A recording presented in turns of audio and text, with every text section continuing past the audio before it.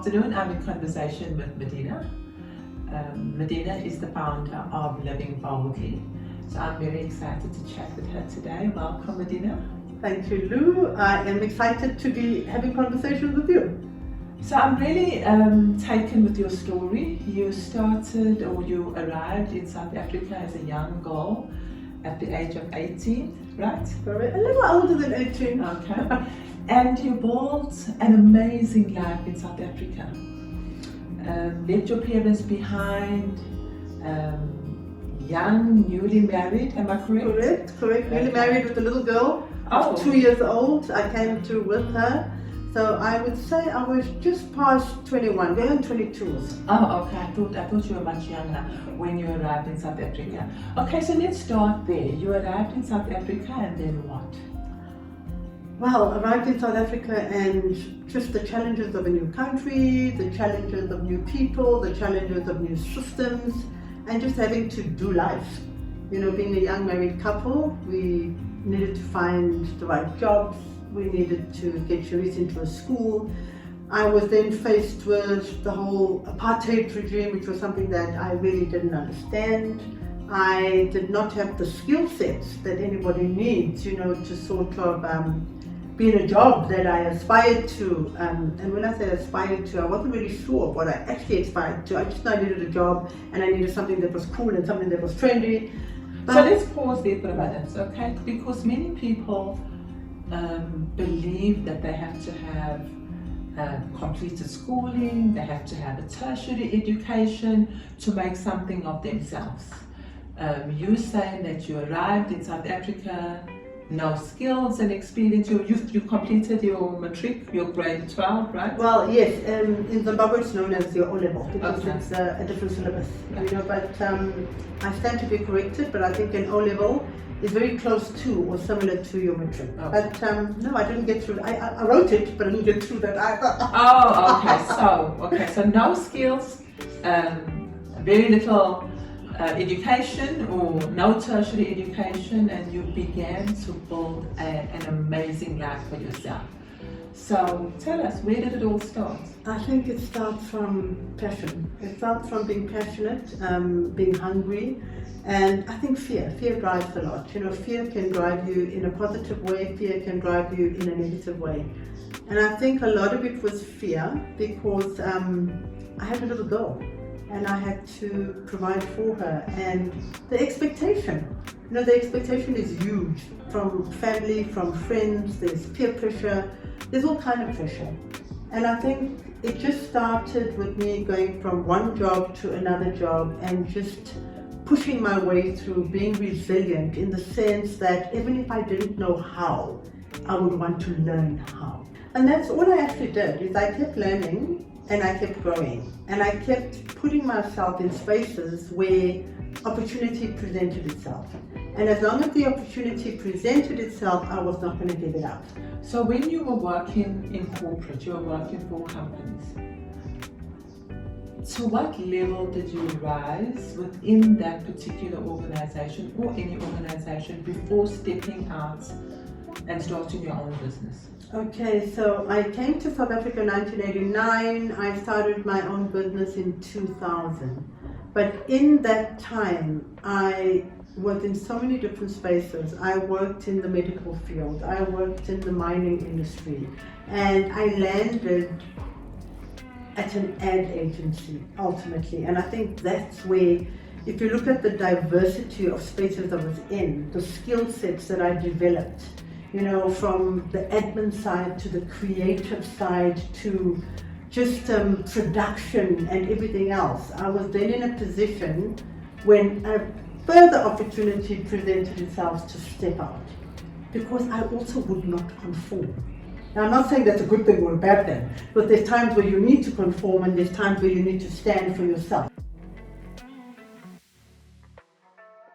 It was a gentleman that popped in to present a music campaign, and that's how I found myself with Music Marketing International, you know, whereby he was presenting music for one of the clients where sponsorship was required and big artists were going to come into the country. And I presented that, but it was like, you know, when nobody hears you, when nobody's really interested, and you say, I just would not take no for an answer. No was something it was unacceptable, and that's how I stepped out to join Lloyd.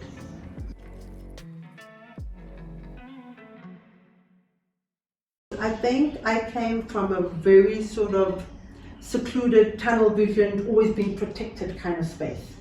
So I was in the space where I was only doing admin, moving from A, moving to B, just traveling within a short circle, a short space. But stepping out, because at the time, if you think Vodacom, they sponsored a lot of sport. And a lot of the brands needed to build their brands. So they would ride off the credibility of something that was extremely credible. Give you an example, all the rugby, all the soccer games, that kind of stuff, they sponsored that. But nobody really saw the depth of where music could take you. Because music crosses all genres, right. all colors, all nations. It's just something that brings so much joy. There's an intensity to music. You listen to music and it takes you back. It brings tears, it brings laughter, it brings so much. And the thought of a big brand sponsoring music wasn't very common at that time. But when you looked at different artists that were extremely credible, and you looked at a brand that you were trying to get across all nations and all colors and everybody else, it worked. And that's what I stepped into. So I had already understood a little bit of marketing. I understood a bit of advertising. I understood sponsorship. So all the tools were there to step out and now go into the big wide world and travel across the oceans to get bigger artists. So when you started with music campaigns, were you employed by a company or you had started your own business at the time? That's when I moved out of the ad agency and I partnered with the business partner that I partnered with to start Music Marketing International.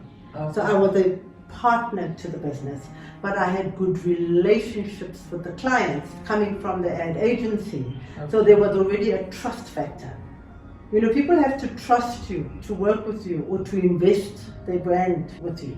So the first business that you started with a business partner was Music International? Music Marketing International. Music Marketing International. Yes, MMI. Okay. And then from there you went to and then we established that. We established MMI together. It really was his idea. I was brought on board. And I must say, I learned so much from him at the time because he was very streetwise as opposed to me. I always refer to myself as this girl from Bulawayo who didn't know too much but was willing to learn. And I learned so much from him, and that's where I got the opportunity to actually travel abroad. But I ran them parallel. So I had already registered Dandelion Breeze because you can't just pick up. You've got to run parallel, and when you see something is grown, it's like a newborn baby. Right. You nurture till it's strong enough to stand on its own 2 feet. And if you think about it, the heart and brains initially behind MMI was my business partner. I came on board with his idea and ran with his idea and grew from it. But in the investing in it, I added huge value because we all come with different strengths. To the point where that ran its course, and people are different and values change. Right. And that's when that partnership dissolved itself. He went on to continue running it, and I moved on with Dandelion Breeze. But then you had the skill, you had the expertise, you had the confidence, yes, and the ability to then step out into your own business. Correct, and that's where the opportunities came, where I was invited to international platforms, where I could actually then go and present myself, learn from it, and stand for many others, that didn't have the opportunity to be on the other side. Right, and Dandelion Breeze is a marketing company.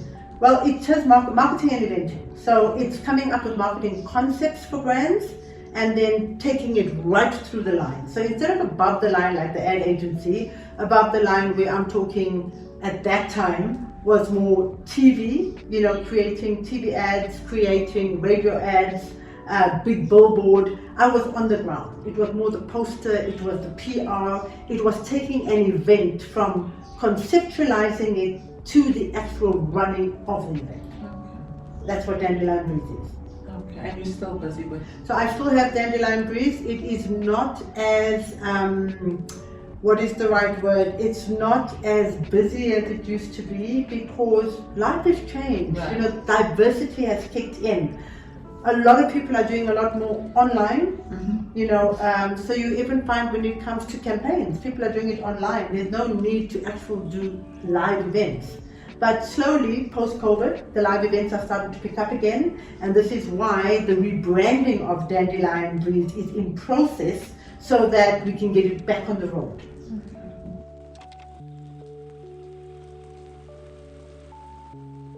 I think that you got to stand and know that God is for you, not against you, because I really do believe that a lot of us were rattled on the inside and we were not sure how. I would be lying if I would say that fear didn't creep in, because my responsibilities are huge. I don't just take care of myself. I believe that some of us are chosen to be leaders and some of us are chosen to be followers.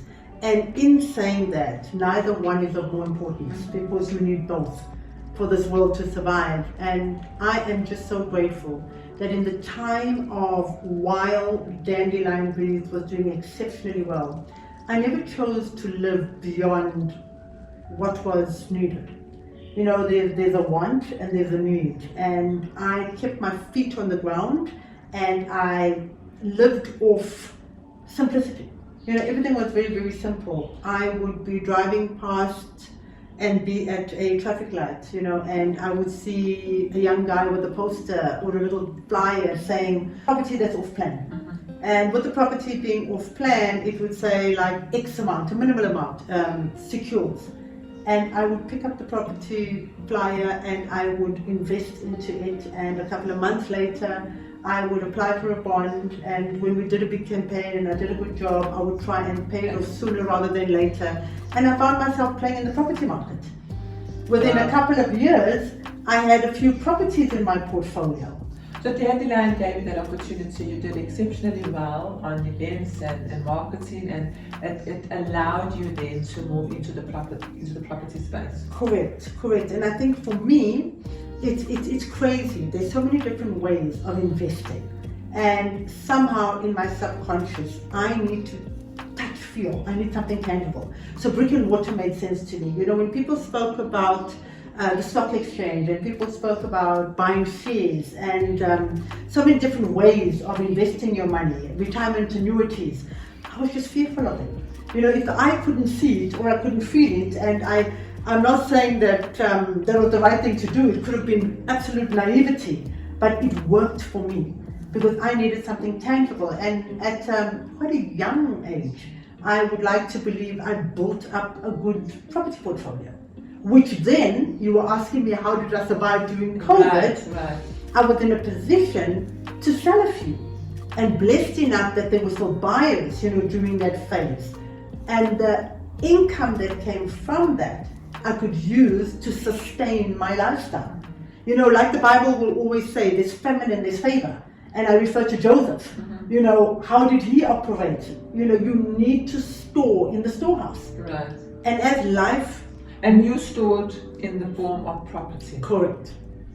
That's how I stored, because I would not live beyond. You know, people would ask me the question and say, but you're living in this area, which for me was a very comfortable area. I'm still there today, 21 years later. You know, and others were buying in more upcoming areas that they felt were more prestigious. And yes, and for me that really didn't matter. You know, where I was giving me everything that I needed, so I could build on that. Right. And even the property today, I mean, that has been turned into a luxury guest house. So during COVID, you turned that into a luxury guest house? Correct, but it was just pre-COVID. Okay. So when the marketing company, I realized that one of our biggest clients, and that's another big lesson, you don't put all your eggs in one basket, because that goes down and everything goes down with you. And that wasn't the first time I learned, it was actually the second time that has happened to me. And it was, oops, what now? walked away for a while, put my thinking cap on, and the crazy thing is I actually went to Cape Town. It was meant to be for a weekend.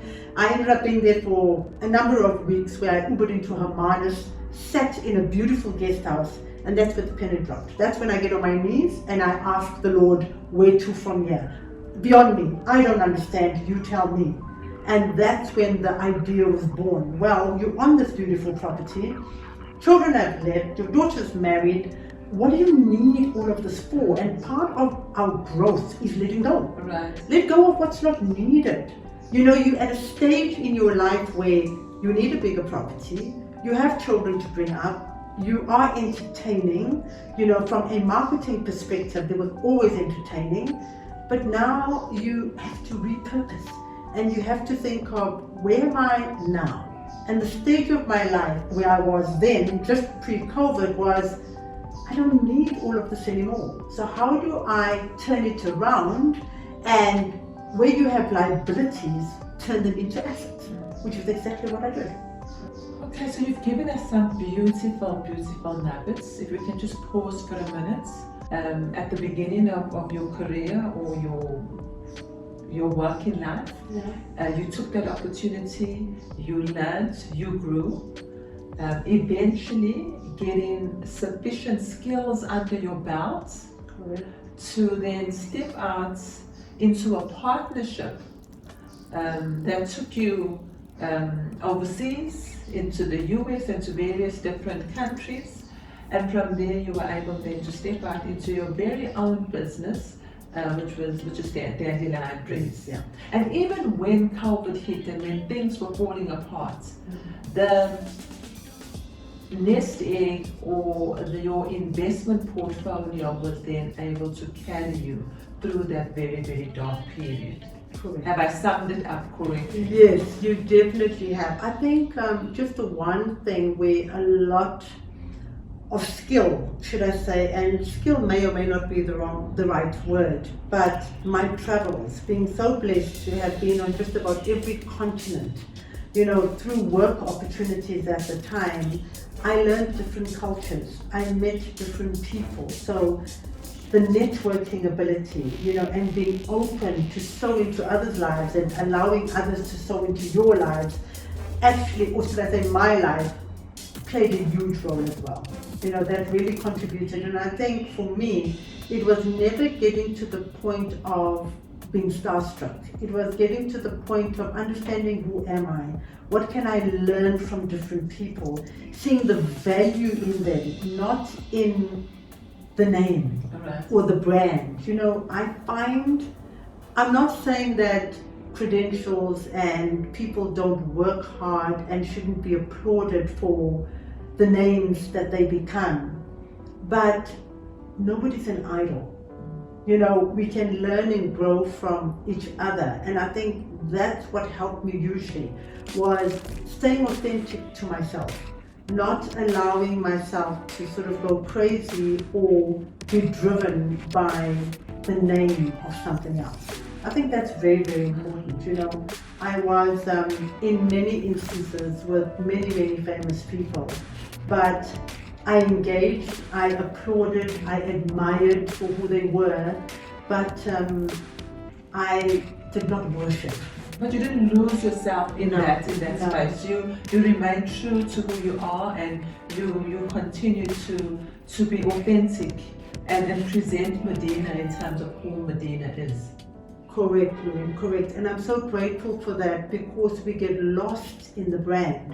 And what I've been learning from in my time now doing conscious coaching with Live Life Boldly is that so many people get lost in the brand and are acknowledged and looked up upon because of the brand.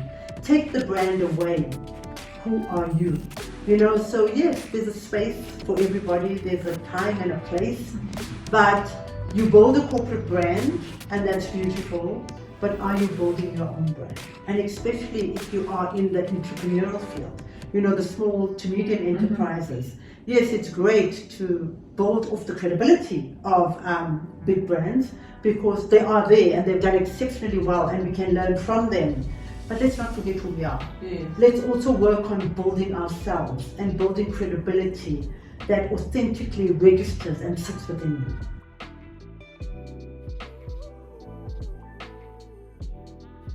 Live Life Boldly was born by recognizing how many people along the way that I intentionally or unintentionally helped. When you sow into people's lives and you're not afraid to give everything that you've learned, to give your IP away. You know, so many people say it's your intellectual property. You need to hold it, you need to keep it. You know, and I feel indifferently. I feel that the more you give, if it comes from the heart and you've created it, you can create more. So you just give away freely, and it's about paying forward. And I had sowed into so many people's lives. I really believe that it's a calling, it's a gift. You know, a career is one thing, but a gift is when you get so much joy from it and the return is immeasurable. For me, that's a gift. And I found myself doing that amongst so many young influencers, being in the marketing space, being in the music space, you know, in the industry of the arts. I was helping, I was coaching, I was doing it all, and that's why I call it conscious coaching more than anything else. I come into this also without having to have gone to university for it, without having to have sat in exams for it or anything like that. It's just by the experience that I have acquired over the years of the different spaces I've been in. And when I speak of that, I talk from being a bold woman in conjunction with living life boldly. You know, you go through childhood and sitting down and acknowledging and taking ownership of the trauma one has gone through, the challenges one has gone through, you know, and that way across the board, from fear to rejection to abandonment to abuse to so many different things. The topics are many, and acknowledging all of that. Being a female of color in business, what does that come with? Yes. You know, then looking at relationships and going through a marriage, you know, being married from 18 years old and having a daughter and a long marriage, and then going through a divorce and understanding that, and then going through religious changes of growing up Islamically and then choosing Christianity, you know, and the rejection of that. And life continues, you know, there is so much that one can share, and building a business, being a young entrepreneur in a space of being so open, and with my openness, being awarded major campaigns. The one I forgot to mention was actually partnering with Vodacom Sale and winning the World Cup. Right. You know, and moving the entire agency at the time to Polokwane, and for 40 days just working with young artists, you know, in arts and culture, and, you know, being on stage and making This is the 2010 World Cup. The 2010 World Cup. And thereafter being asked to come to Brazil. I mean, for me, that can only be the gift and the blessing of a God that's bigger than all of us. Because look at the diversity and look at the number of people that worked on it. How do I get asked to come through? You know, and it's been grateful for that, and always being thankful. Being in Brazil, presenting in Brazil, sharing in Brazil, coming back, I just feel that the experience is so extended and so diverse that I can't sit with it. I've got to share it. I've got to give it back. Yes, yes. And that's where I find myself now. So Live Life Boldly is really just showcasing on my experiences how I've had to live life boldly with all its challenges and all its goodness, and saying, how do I share that to many others and be the accountability partner for them to grow and learn from others, you know, and still adapt it to your own life. But you're basically saying it is possible. Always, yes. And it is possible. you're saying, if I did it, leaving my country at the age of 21, 22, yes. with very little education, no real skill or expertise because you didn't have a tertiary education. Correct. Built up a career, and today you are now able to give back. And sustain my life. It's amazing. A comfortable life. Yeah. You know, I must say, if I said it's a fearless life, I'd be lying, because with all that's taking place and stability is never consistent, you know, you're growing every day. I am so open to learn every day because I still feel that the older I get, the less I know. Right. You know, because there's so much to learn every day, and the young innovation that comes in, I'm like a sponge, you know, I lap it all up, but I'm also willing to give off everything that worked for me. And I feel, you know, like the word says, together is everything.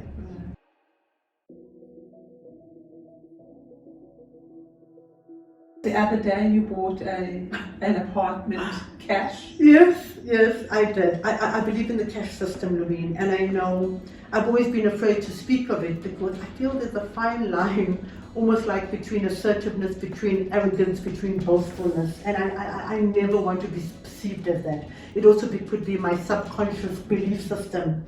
But I'm bold enough now to say I've worked hard, I play hard, and I deserve it because I've put the effort in. I don't believe in short-term, quick, overnight making money schemes. Believe me, I've burnt. Right. I've put a lot into it, forex trading, you name it, and I'm not slating it for a minute. Right. I'm not saying that it doesn't work for some. It hasn't worked for me. So yes, I've worked very, very hard, and I did just buy a property, and I'll tell you why I bought the property. I bought the property out of fear. I'm strong and I've overcome fear in many ways, but when I say fear, I'm talking positive fear. Fear out of I am helping so much and giving so much that am I considering what's going to be left for me at a later stage. Right. So it's also being smart enough to say, let me take what I still have and continue to invest correctly so that it's safe. Right. You know, and safe, unsafe, even if it's safe today. It's not squandered and you're not spending it on something frivolous. So you've taken this cash and you've put it into an apartment. We both know that property is a great investment. You know, if you sell at the right time, you can make some good profit on it. But correct.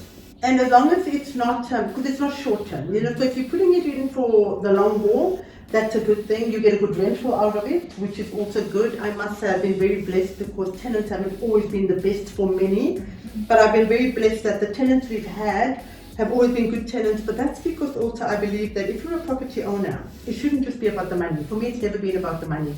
So the properties I have, the condition of the property is something that I'm prepared to live in. So I always create them to be beautiful spaces so that you value the tenant that comes in and the tenant values you. right. And that way you maintain good relationships, and it boils down to simplicity. You do good, you get good. You know, that's what life's about. Well, Medina, thank you so much for speaking to us today. As I said, you've left us with some beautiful, beautiful nuggets. The one big takeaway for me is that it is possible. Yes. It is absolutely possible. Everything is possible. You just need to have the will, the stamina, the want, and know that there's a God that's bigger than you, that will never forsake you. Thank you so much. Thank you, Loueen. Thank you.